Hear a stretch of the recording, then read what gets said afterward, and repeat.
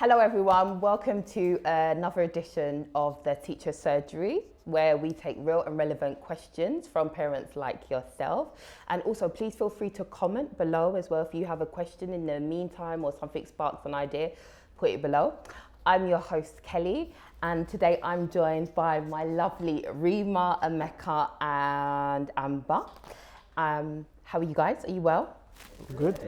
I feel like you all look really summery. I feel like it's full on winter, but we would just move on quickly by that fact. I feel like you all should be in Miami. We've got a really interesting question, and I think it's really pertinent for right now. Since the pandemic, my child has fallen behind. How does my child get support they need to get back on track? So Amber, over to you. How would you answer that question?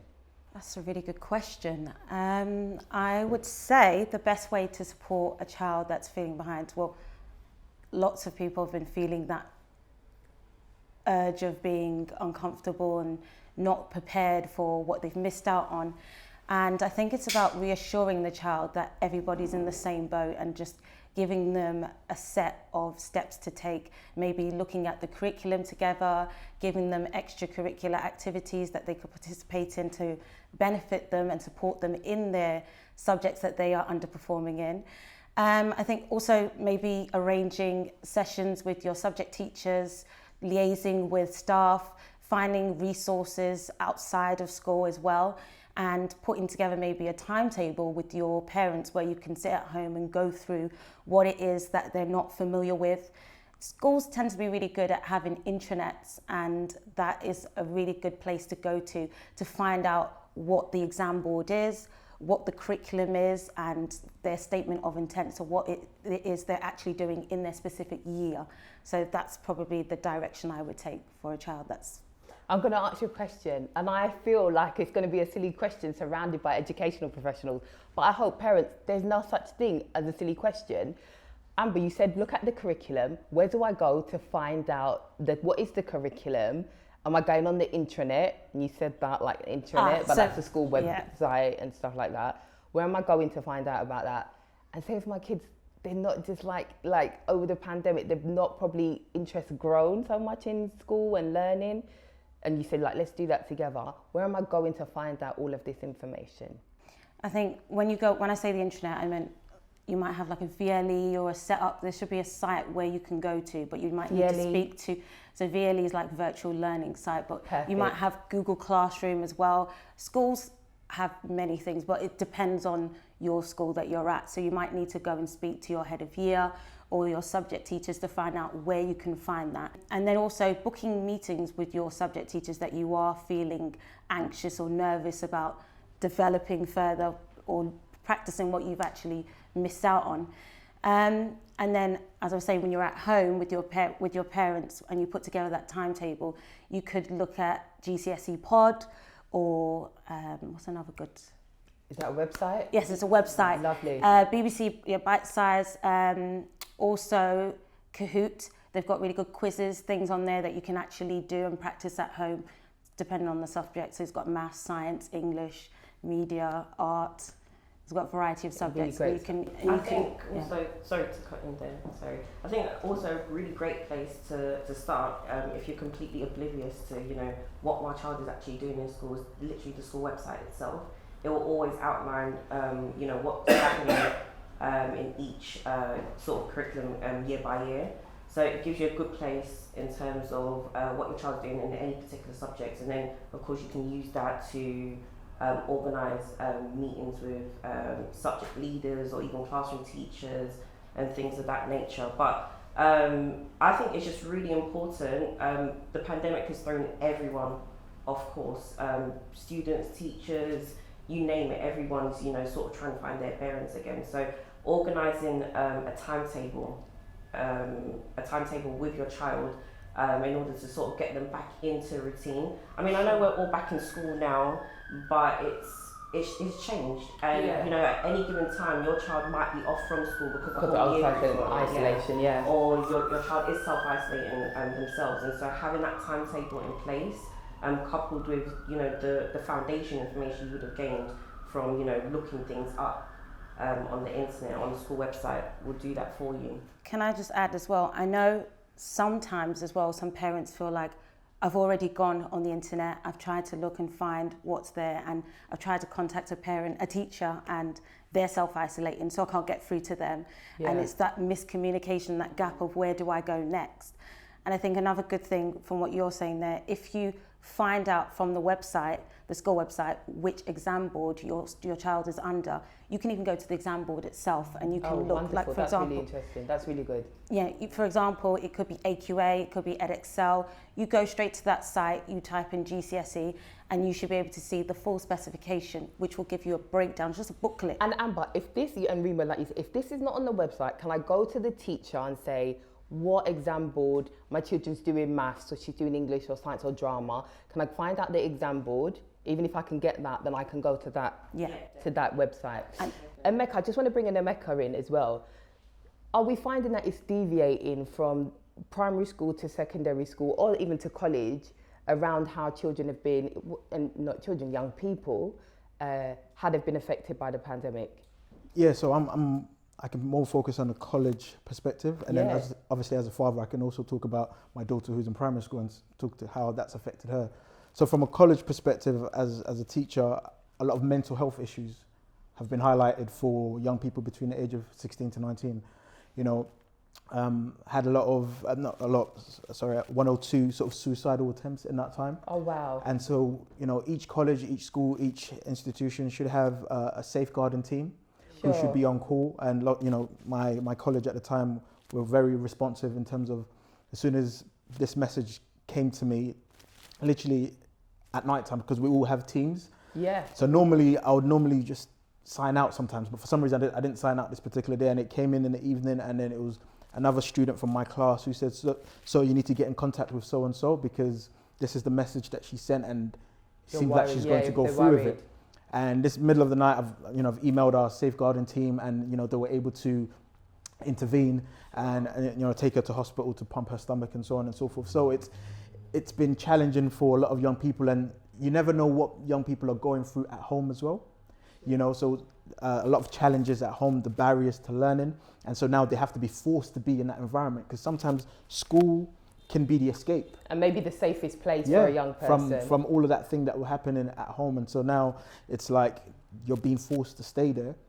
And this is part of the issue as well. And in regards to my daughter in primary school, like the lady said, it was having a structure, all right? Because it's easy to then say parents are working from home as well. Yeah. And so it's harder to now say, I'm going to teach my child, because you've got meetings yourself, you've got Zoom meetings and whatever else that you're doing. So speaking to the teachers, understanding what the scheme of work is, all right? And doing your best to facilitate activities to keep them engaged as best as possible. And I think the key word for me is taking responsibility. Yeah. And I think there has to be an acknowledgement across the board how challenging it has been for parents as well. And sometimes you're working from home, but sometimes you're going to work and maybe leaving one parent who's like maybe not so well famed with like monitoring and keeping a check on, making sure that they're doing their homework and they're logged on time. Like I've got stories, and I won't say who, where the young person should have been online but was very cozy in bed. Yeah. And I'm sure those are not far-fetched stories. Yeah. Parents have had your child's supposed to be logged on.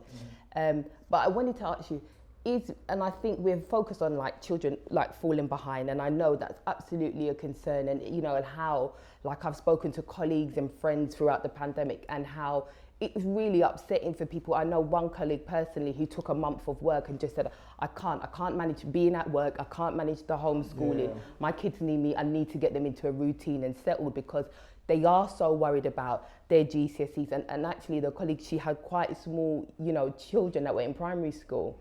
But we have that as well, like children falling behind, but are we really managing like their mental health, and are our schools really facilitating support for, like making sure that we're looking after our young people's mental health? Right. I think generally speaking, schools have started to make provisions in order to take care of kids, their mental health and well-being and things of that nature. But I think generally speaking, and this I think kind of rounds up everything in which we kind of been talking about, the pandemic has meant for a lot of people, I think we just generally think it's a bad thing, but we do have to organise our time more differently. This means actually having an active input within our children's day-to-day life. That includes academically as well as, you know, socially, personally, you know, just the whole round of it all. And I think that in doing so, mental health kind of ties in with it very well. But actually also gives us an opportunity as parents as well to kind of be more informed with what our kids have been doing at school. I think traditionally speaking, we kind of leave it to school, leave it to teachers. Yeah, and, absolutely. You know, we don't really know what's going on with them, and we kind of leave it at that. But we've had the chance. I see Amber and Emeka like fighting. Who's going to get in? Who wants to get in? That final point. Go ahead. Yeah. I just wanted to say that is so key. I mean, schools are doing their part in ensuring students are taking the time for their well-being, you know, putting together extracurricular activities where they just have some fun and relax and get into that whole idea of being in school and having to learn and, you know, just enjoying each other's company. But I think it's really important that we remember that when those children leave school, they go home. So what happens there? Are we praising our young people for, you know, the stuff that they do know? Because I think we tend to nag of, you don't know this, you don't know that, but they know this, you know. So have you praised them for that? As my sister says, but you know all the lyrics to all the songs. You know everything that's going on the Megatron or whatever. And we they praise have, them the for young that. people have, I don't know. Yeah, and we should praise them for that because that's something, you know, everybody has been affected by this, and it shouldn't be the focus of what haven't they learned, what do they not know. It's about what are we going to do with the time that we have now? Yeah. How are we going to ensure that we can do better and with the time that we have left? Yeah, that's a really great point to end on. Thank you, guys. As always, I have some questions, some little bonus round questions. And I'm going to ask Ryma to select a question. Yeah, pink one is standing. Oh, I love it. I love a lady that loves pink. Ah, brilliant. After my heart. Okay, so it says here, my child lacks confidence and doesn't speak up. How can I help my child become more confident? Oh, who wants to answer that? Emeka's already going, so let's go with Emeka. This is just something I do at home. So, for instance, part of the structure that I had for my daughter, she's 11, is she will ask a question because I think sometime we was going somewhere and Florence Nightingale came up and she said, "Daddy, who's that?" And I said, "You do a presentation and then you deliver it to us in 2-3 days time." So she went home. Google is your friend. She went home, she did all her research and she created a PowerPoint. And then, nice. and At then 11, Emeka? Yeah. Oh, wow. Yeah. And so we turned off the TV when she was done and then connected the laptop to the TV and she presented for about 15 minutes. And so normally she's somebody that doesn't want to speak in front of people, but obviously we're family, so you can start building that confidence from home and hopefully she'll now take that to secondary school with her. So that's just something I did personally, you know. That's amazing, that's amazing. You probably praised your daughter quite a bit there. Yeah. I think that's really important in building confidence, just praising. Yeah, definitely. Your child, praising the children that you're around. It's gonna build them up. It's gonna definitely get them to that place where, you know, they own what they can do and, you know, they're ready to showcase it to the world. Can I just add one more thing as well? Kind of what Emeka said about giving them that time. So be the facilitator, but allowing them to take charge. Yeah. So my children, I tend to do a lot of role play with them, and they pick a toy. They tell me what we're doing with that toy. They do the speaking. They lead it all. I just okay, and that's it.